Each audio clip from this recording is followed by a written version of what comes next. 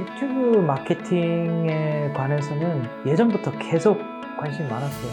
근데 코로나 이후로 아무래도 집에서 있는 시간들이 높다 보니까 더 그게 커진 거고. 그리고 예전이랑 좀 다른 부분은 예전에는 넷플릭스 같은 곳에서만 아무래도 퀄리티의 영상이 나왔다 그러면 요즘은 유튜브 자체 안에서도 웹 예능, 웹 드라마 같은 부분에 너무 퀄리티 높은 영상들이 많이 올리기 때문에 이건 당연히 수요가 많을 수밖에 없다고 생각해요.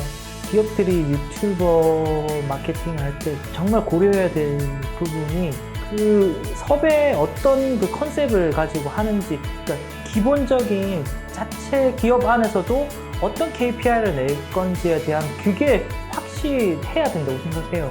그게 안 서면 섭외를 하는 부분에서도 그냥 공보는 옛말이잖아요. 근데 인플루언서 특성상 그게 확실하지 않으면 KPI를 뽑기가 너무 힘든 거예요.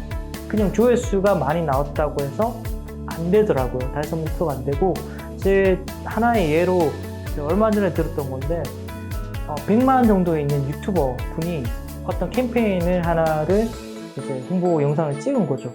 100만 원이라고 저희가 대략 잡았을 때 저는 알잖아요. 최소한 1000만 원 이상은 나왔을 거다, 섭외비가. 근데 그거에 대한 전환율이 한 명도 안 나왔다 하더라고요. 과연 그러니까 유명하다고 해서 그분을 쓰는 건 정말 아니라고 생각하거든요. 그러니까 우리가 어떤 걸 KPI로 잡고 싶은지를 먼저 뽑아내고 그에 맞는 사람들을 이제 또 리스트업을 해서 그에 맞는 사람들을 이제 조사를 해서 그렇게 진행이 가야지 저는 이 기업에서 유튜브 마케팅을 좀 더 성공할 수 있는 단계라고 생각하지 않을까, 그렇게 생각을 합니다. 실패 사례도 많았지만 성공 사례도 당연히 많으니까 우리가 유튜브 마케팅을 계속 하는 거잖아요. 그래서 그런 부분에서는 제가 또 생각이 딱 나는 팀이, 이쪽 마케팅 회사는 이제 그 카메라의 렌즈 쪽을 파는 회사였는데 그 회사가 카메라 렌즈는 정말 좋아요. 근데 경쟁력이 아무래도 없죠. 기존에 나와 있는 너무 좋은 것들이 많다 보니까. 그래서 그거를 대행하는 곳의 이야기예요. 여기서 그럼 어떻게 이거를, 당연히 돈을 많이 쓰고 공부를 하는 거는 누구나 다 할 수 있잖아요. 뭐 제가 몇백억 있으면 당연히 잘 나가는 사람 쓸 수 있고, 제가 처음에 말씀드렸던 그러면 카메라 회사면 어떤 사람들이 이 렌즈 쪽을 관심이 있을까? 그럼 사진을 찍는 인플루언서 리스트가 있을 거예요. 리스트업을 먼저 하고 그분들의 인스타그램이나 소셜미디어를 통해서 계속 노출을 하는 거죠. 그리고 그 사람들과의 어떤 식의 대화를 했냐면 그 감성을 자극을 하는 거예요. 정말 칭찬이죠. 제가 정말 사진을 찍는 인플루언서인데 그 디테일적인 부분에서 칭찬을 받았을 때, 그리고 지속적으로 이쪽이 나한테 다가왔을 때 나에 대한 호감도는 당연히 커질 거라고 생각하거든요. 그러다가 여기서 이제 그 렌즈를 선물로 보낸 걸로 알고 있어요. 여러 인플루언서들한테. 이 인플루언서들이 그 렌즈를 받고, 원래 돈을 받고 막 이렇게 많이 하잖아요. 근데 그걸 이제 리뷰로 올린 거예요. 그러다 보니까 여기저기서 다 올리고 가성비 최고의 렌즈 이런 식이 돼서 그 회사가 엄청나게 큰 성장을 한 걸 저는 알고 있거든요. 이 부분이 작은 부분이지만 저희도 어떤 마케팅을 할 때 너무 중요한 부분이라고 저는 생각되는 게, 저희는 알아요. 왜냐면 유튜브들 보면 정말 많은 메시지, 이메일을 받거든요. 이게 복사 붙여서 아무한테 보낸 건지 다 알아요. 이거 왜냐면은 너무 티가 나요.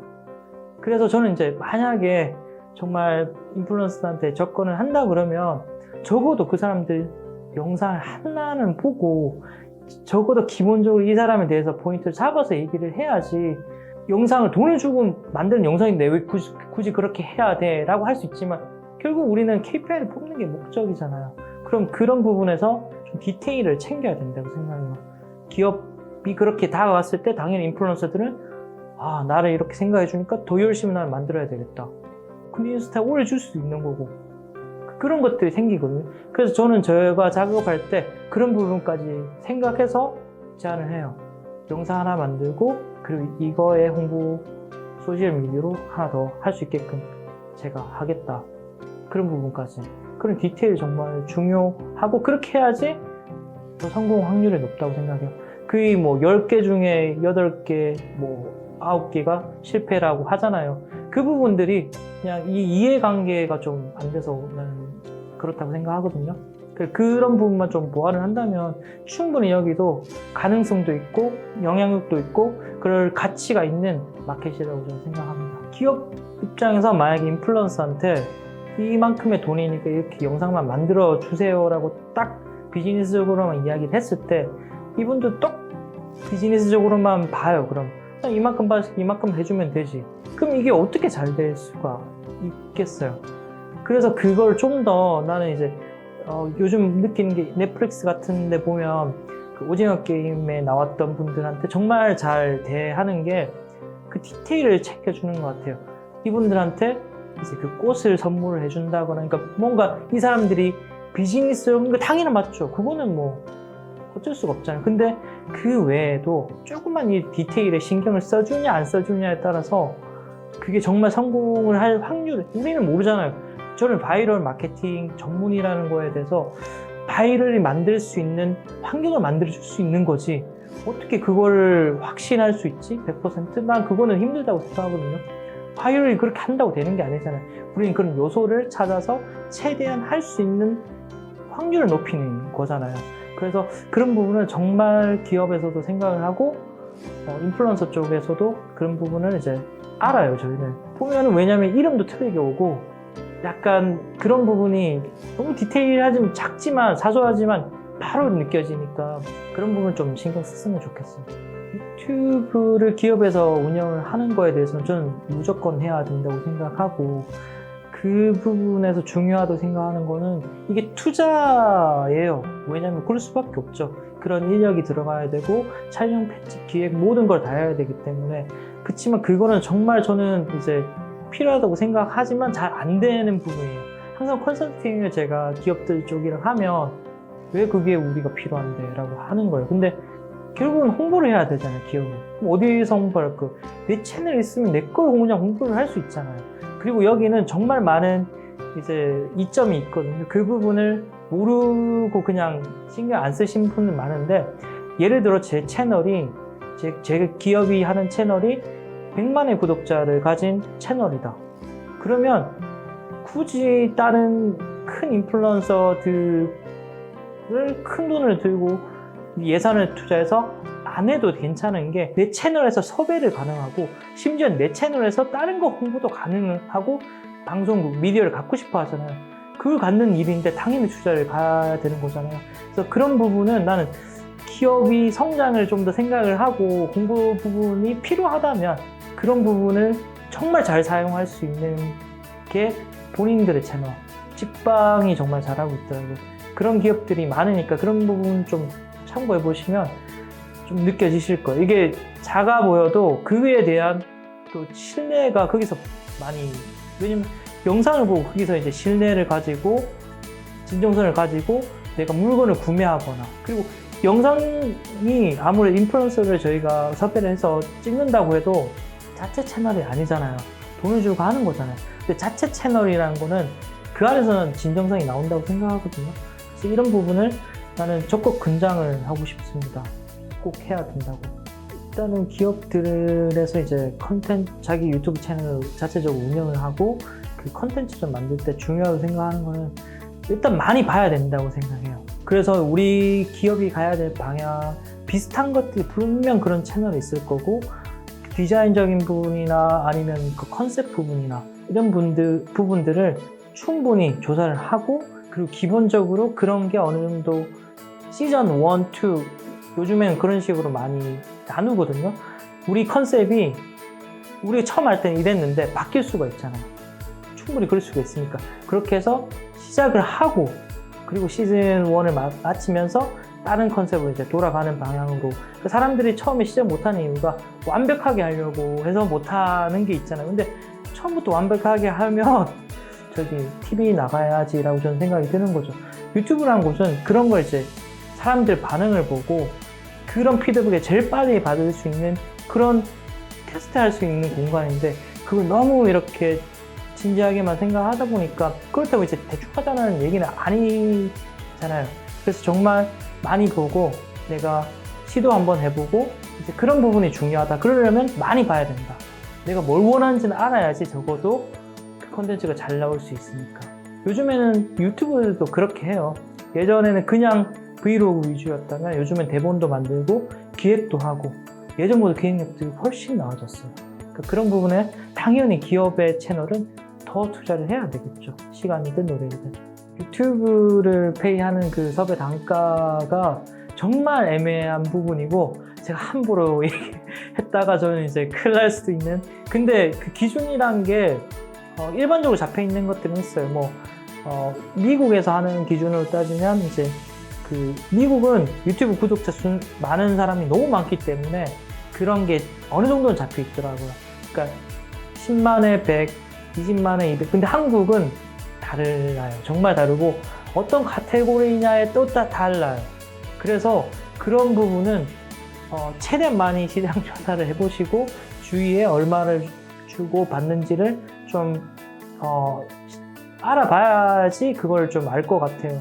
그리고 이제 제가 많이 느끼는 거는 그 단가라는 거는 인플루언서 쪽에서는 최대한 많이 부를 수 있을 거예요. 근데 내가 모를 때는 그게 맞다고 생각할 수가 있으니까 저는 그 부분에서는 최대한 많이 봐라. 그리고 내가 이만큼 줬을 때 기업에서는 그건 확실히 해야죠. 처음부터. 이 정도의 KPI를 달성할 수 있는지 없는지. 근데 그게 만약에 말도 안 되는 KPI인데 이 친구가 그 돈에 달성시켜 줄 자신이 있고 그 채널을 봤을 때 그게 가능하다. 그러면 그게 100이든 200이든 1000이든 저는 충분히 나가는 게 무의미하지 않다고 생각하거든요. 그래서 그 기준은 그때그때 다르고 항상 내보를 해야 되고 주변의 전문가들이나 그런 분들과 많이 소통해야 된다. 그리고 이제 MCN 같은 경우에는 아마 이게 높을 거예요. 제가 알기로는 높을 수밖에 없는 게 나눠야 되잖아요. 그 금액 자체를. 그래서 그런 부분에 이제 좀 기업에서 많이 돈을 써야 되는 것도 있고.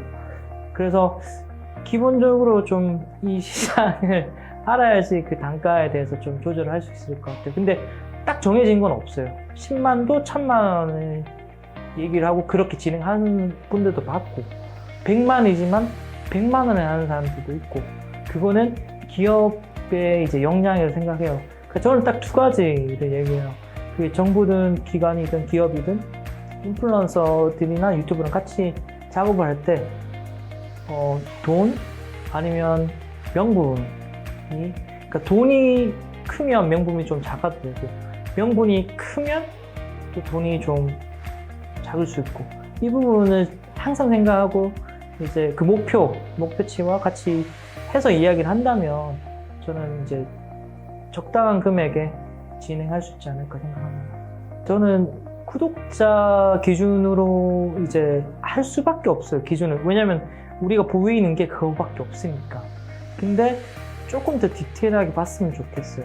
이분들이 어떤 영상을 만들고 그리고 이게 정말 진짜 뷰인지 그리고 그 타겟층 자체가 우리 브랜드와 맞는지 이 제품이랑 맞는지 그냥 유명하다고 해서 쓰는 거는 저는 그거는 거의 100% 실패한다고 생각해요. 절대 1000만 원 해서 1000만 원에 맞는 KPI를 뽑기는 그렇게 되면 전 박수 쳐주고 싶어요. 진짜 그게 정말 너무 힘들고 1000만 원이 아닌 그 사람의 유명세보다는 좀 작더라도 알찬 사람 많이라도 이 제품과 아니면 이 브랜드와 정말 맞는 사람이랑 시너지를 했을 때 더 큰 효과가 나오니까 그런 부분을 좀 더 생각해야 되지 않을까 싶습니다. 제가 생각하는 유튜브 마케팅의 향후 미래는 밝다. 왜냐하면 메타버스나 AI 같은 가상인간도 생기고 가상공간이 생겨서 그런 쪽으로 사람들이 많이 관심을 가지고 모이잖아요. 그렇지만 우리는 인간이 할 수 있는 그 감성적인 부분을 AI가 대신할 수 없다고 생각하거든요. 그 인플루언서나 유튜브라는 것 자체가 그 사람들을 이끄는 사람이잖아요. 이 사람들이 그 사람들의 영향력으로 그 사람을 따르는 사람들의 이제 행동을 유도하는 사람, 그것도 할 수 있는 사람들이다 보니까 마켓 부분이 성장을 더 했으면 했지 저는 죽을 거라고 저는 생각 안 해요. 이게 유튜버가 아닌 다른 플랫폼이 생길 수는 있겠죠. 근데 이 전반적인 인플루언서들이 어떤 걸 홍보를 하고 어떤 걸 메시지를 내는 거에 대해서는 저는 앞으로는 더 많은 수요가 있을 거라고 저는 생각합니다.